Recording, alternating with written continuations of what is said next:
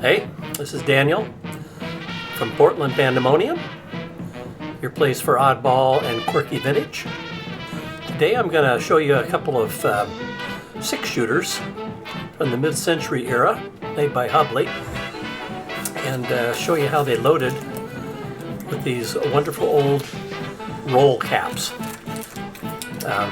Good place to find these cheap, and I do mean cheap and chintzy, is at Cabela's of all places. They've got a big section of toy guns there for the young hunters. Anywho, you can find better caps online. Check out Etsy, and you'll find some of those old-fashioned ones that really pack a wallop. Anyway, they go into the ammo chamber, thread up through the hammer,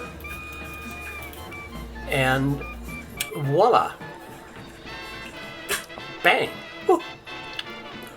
So yes, I had guns when I was a kid.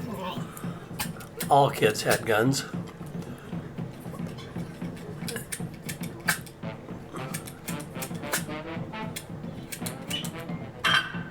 Yeah, bang. Okay.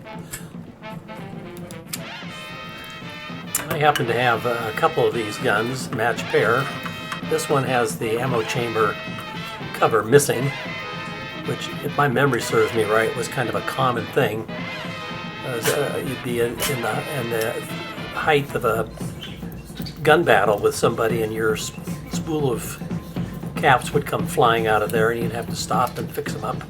Bang. Yes, that's called doubling right there.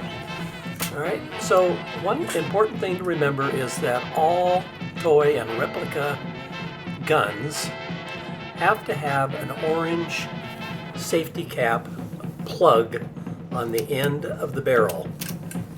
That's a federal regulation for your safety and others.